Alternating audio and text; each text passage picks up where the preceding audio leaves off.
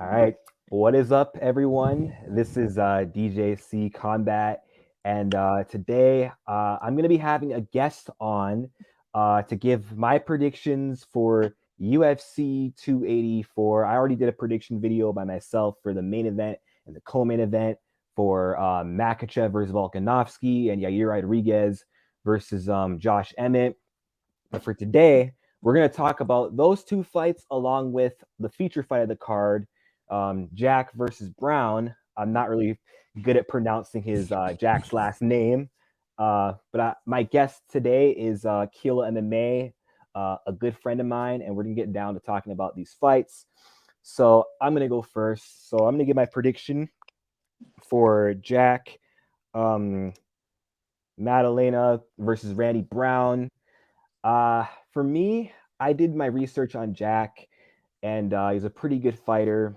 Randy Brown is solid too.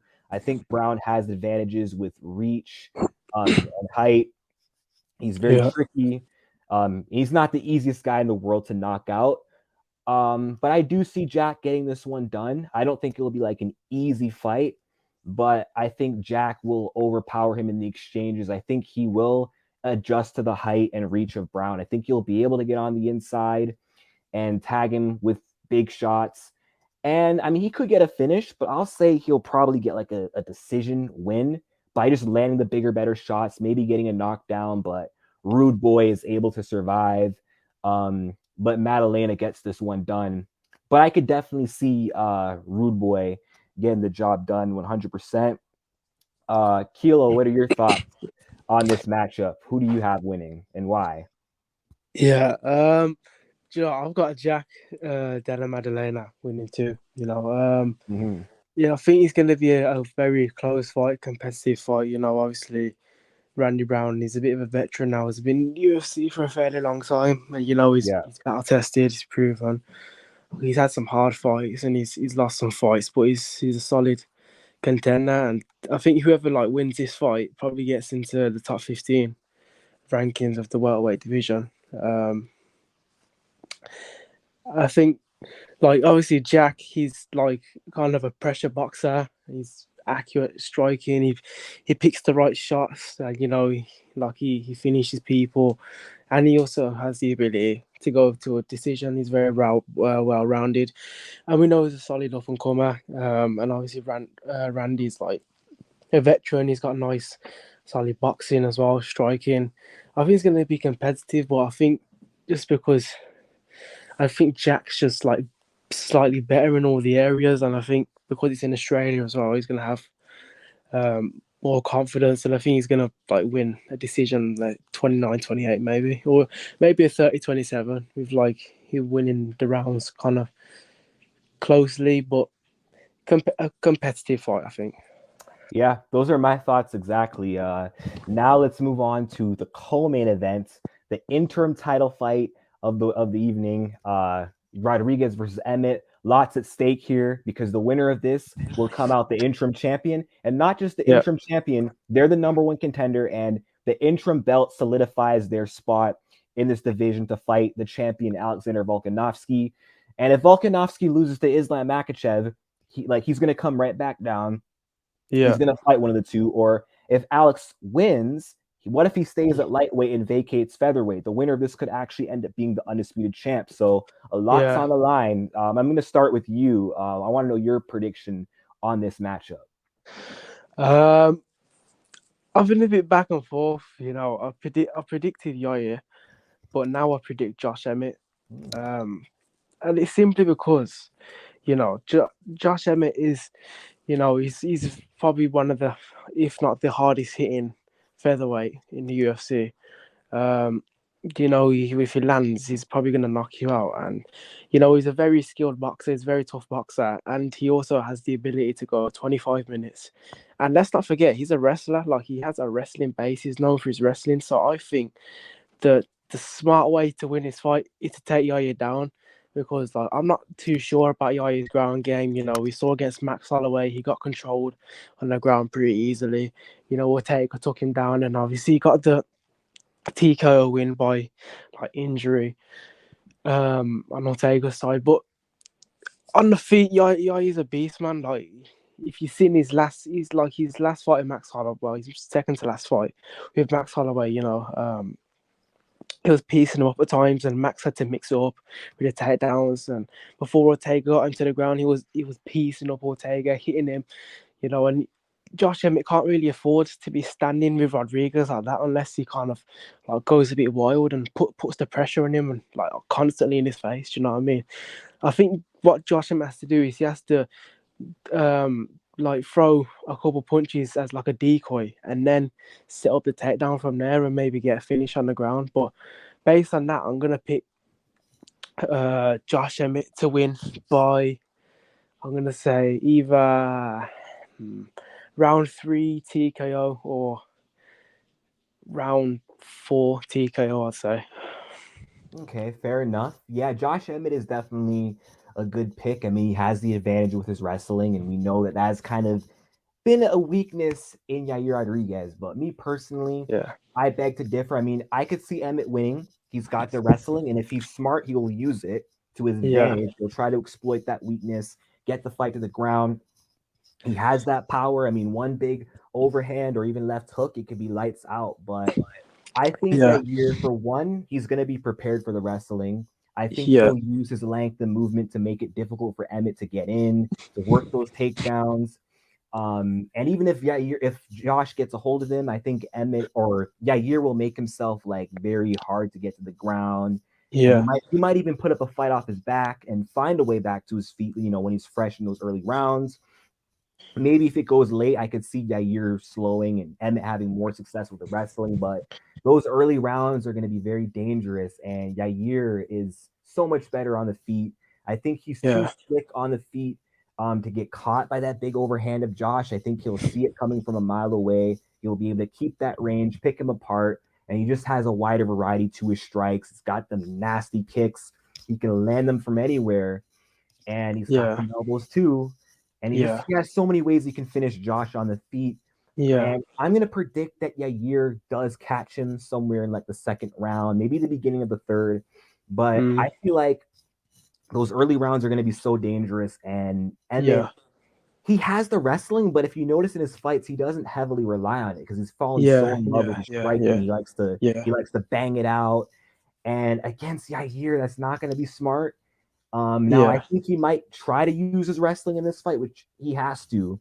But who knows? His wrestling might be a bit rusty because he's been striking so much, and maybe not. yeah, I could be wrong, but I'm just gonna say Yair Rodriguez is gonna go in there. He's gonna be ready for the wrestling. I think he's a different a different Yair from what we saw against Edgar. yeah, And I just think the striking is gonna be too much, and I see him getting a knockout against Emmett with a high kick. And I'm actually gonna say yeah, he'll land a front kick to the chin and get a knockout there. Now, if it goes a bit late, we know Yair can slow down.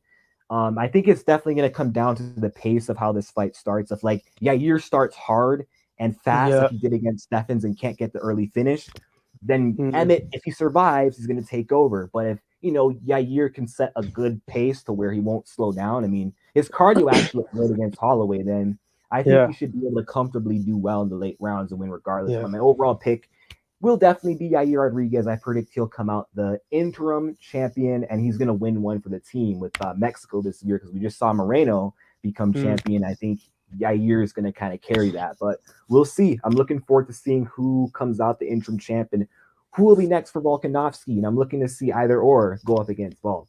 yeah. One more thing about that fight though, like as you mentioned, like obviously Josh Emmett, he has a tendency to strike with his opponents these days. I don't know if maybe it's a bit of ego, but he tries to knock his opponents out with every punch. Like he's in his fight with Dan Ige, he was trying to knock him out, Yeah. and he nearly lost that fight. Yep. Arguably lost to Calvin KO. It's a little bit of robbery. Both people kind of deserve, yet don't deserve to be fighting for the interim, but it kind of made sense. Yep. But like the thing is, I can see a world where like Yair prepares for the wrestling of Josh Emmett and picks him apart, and he can't because he's just gonna throw kicks, and I think Emmett's gonna really struggle with the range because he's quite short and he has struggled with range in the past, and I think Yair can just keep a distance and like piece him up like that. And yeah, he could land a head kick knockout, because I think it's kind of the same thing with Volkanovski, as you'll talk about in a minute. But it's kind of with these short guys, they're kind of like open to like kicks, like high Yep. kicks. And I could see Yair knocking him out like clean, unconscious. I could see it happening. And I watched an embedded episode, and like Josh Emmett said, he doesn't even know what Yair is gonna do.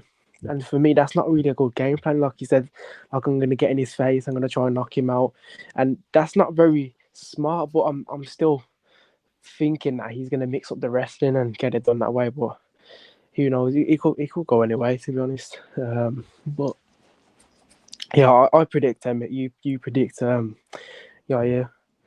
Yeah. So yeah. Yeah, I'm looking forward to that fight. Now we move on to the main event of the evening. The battle for not just Volk trying to get the second belt, but his number one pound for pound spot is on the line. Because if he loses, Islam's going to be the number one pound for pound. If Volk wins, he's the double champ, and he remains pound for pound number one. Yeah. So I'm going to start with my prediction. So Yeah.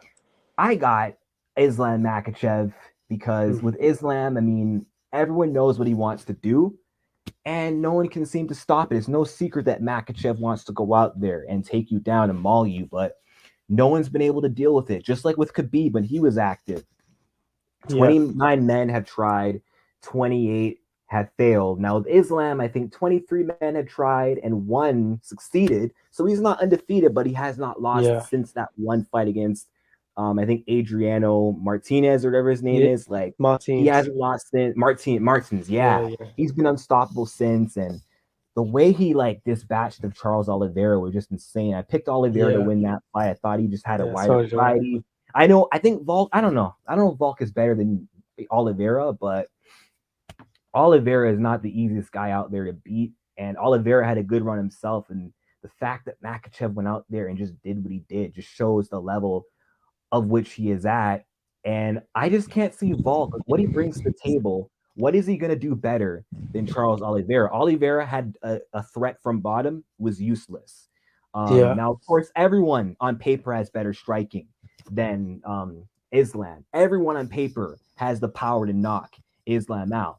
Now, everyone talks about, oh, Volk has the takedown defense, the wrestling background. He's just going to get back up, outstrike Islam, but is he really going to stop the takedowns, though? He might stop one, but then there's going to be another coming. He's never fought anyone with the chain wrestling of Islam. Islam's bigger, and Islam is very physically strong. And I don't think Volk's getting back up. And I mean, he hasn't fought a good wrestler since Chad Mendes. And he got taken down a bunch of times by Mendes. And Mendes was able to take his back. He had the body triangle, but because it's Chad, Volk was able to explode out, get back to the feet. He's not exploding out against Islam. Even if Islam doesn't get the rear naked choke, we know that Islam will just step over into mount and ground and pound him, or maybe even get like a triangle choke from the mount position like Khabib did to Gaethje. But I'm going to go with Makhachev here. I think he wins by third round submission. I think Volk will stay composed through adversity, which does make him dangerous, his composure and his heart. Of course, if Makhachev gets too complacent and overconfident with his success, it could allow the opportunity for a patient and a gritty Volk who's not going to quit to come back. But I think Makhachev's going to be disciplined. He's going to be smart. He's going to respect Volk at all times. He's going to stay on him, and there's nothing Volk will be able to do about it. And unless Volk catches him early, I can't see him winning. So I think Makhachev is going to crush Volkanovski's champ dreams. What say you, Kilo? I am gonna pick Makhachev, but I think my opinion is gonna be slightly different than yours. So obviously we look, so Volkanovski's the featherweight champ and Makhachev's the lightweight champ. And really, if you look at it, like Volkanovski, he ain't really got much to lose. All he's going to lose is his pound for pound number one spot, because even if he loses to Islam, he can just go back down and defend the featherweight belt.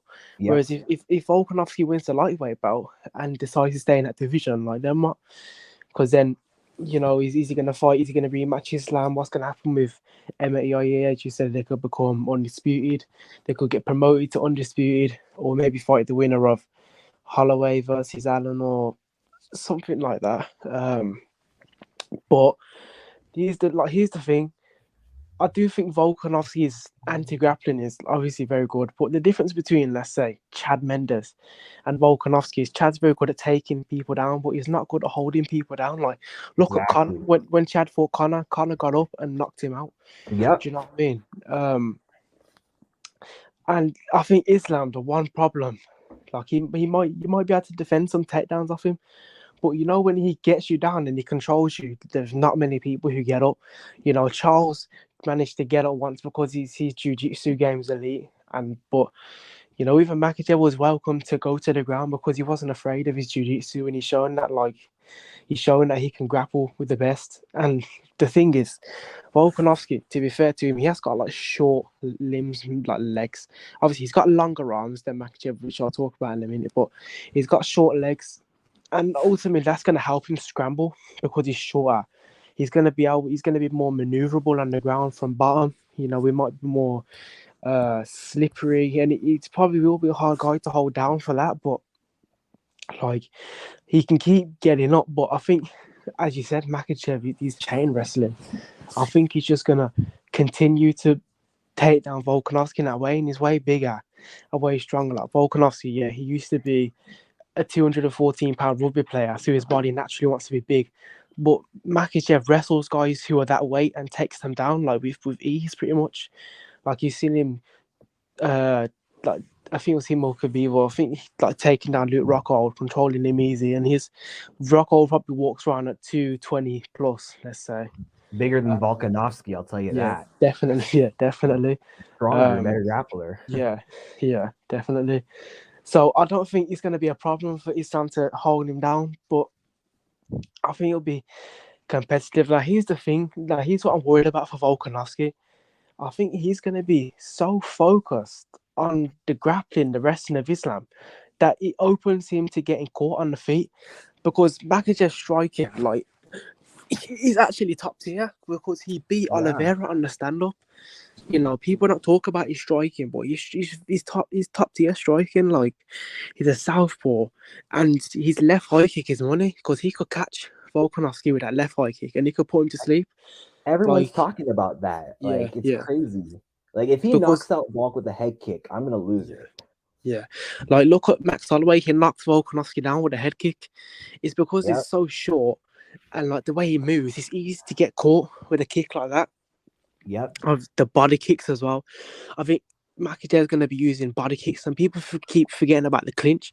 I think if he gets a hold of Volkanovski, he's going to throw knees, and eventually I think he's just going to wear Volkanovski down. And it's going to be easier and easier to win the fight. But as you said, Volkanovski, one of the dangerous things about him is that he never gives up. He's always composed. So I'm thinking, even if he's losing, he still has a chance to win. But do I see a world where Volkanovski knocks Makhachev out? No, I don't. I don't think he hits hard enough. I don't think he's been able to time anything like that. And if it does, he's going to have to go to the ground and then be in Makhachev's world. You know, I think the only way really for Volkanovski to beat Makhachev is either by like some kind of doctor stoppage, possibly TKO. He's not going to submit him, but probably by decision. Whereas Islam, how I see, he can knock him out, he can submit him, he can beat him on points, decision. Yeah, I think he has a lot more tools to him, and he's a natural big lightweight he could compete at featherweight. I mean, a welterweight really, if you wanted to. Like, he's a huge guy. You know, it could be that Volkanovski is going to be in for a rude awakening, because he is like the pound for pound number one fighter in the world. But like, some fighters are just meant to stay in their division. Like, look at Izzy. Like, at one point, no one could beat him at middleweight. He went up to light heavyweight, and he couldn't beat Yan. Like, he just grappled him and laid on him. Do you know what I mean? But it's the saying, like, dare to be great. Do you know what I mean? Like, it works for some. But for others, I don't think it's gonna work for Volk. Do I think that he has the ability to beat everyone else in that division except Makhachev? Yeah, he has the ability to beat Makhachev, but I can't see it happening. I think Volkanovski would also struggle with the likes of Benil, Mateusz Gamrot. Sarukian wrestlers like that, because he's gonna have a Yeah, hard time with wrestlers. And on agreed. the feet, yeah, Volkanovski might be better. Makhachev could catch him on guard. Volkanovski is going to be faster. He's going to have better footwork. He's going to be more agile on the feet. But like Makhachev, he can mix it up because he hasn't got to worry about Volkanovski's wrestling. Volkanovski's not going to take him down. Like, that's just not going to happen. And if it does happen, I think Makhachev will probably reverse the position like pretty easily. Yep. But Volkanovski, really, his main focus is like, oh mate, yeah, you can tear me down, but you can't. I'm a hard guy to hold down. In the fight, you're gonna realize the size don't matter. He's always talking about that, but the size does matter. And like, I Exactly. just think that he's overlooking Makhachev maybe because he believes he's the best fighter in the world. But even from Makhachev's side, he might be a bit cocky. Calling him short guy, Yep. like short guy, short guy. But I think he's taking him very seriously. And even Khabib said himself, it's going to be a tough fight. But I honestly think that Makhachev's going to beat him on points. I think he's going to be Yep. fairly dominant.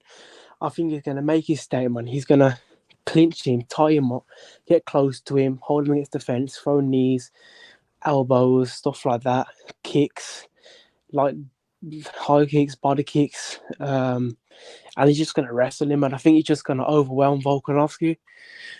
And Volk might win a round, maybe two at best, but I just think Makhachev's going to get the better of him, and Volkanovski's going to gracefully lose and then go back down to his true weight class.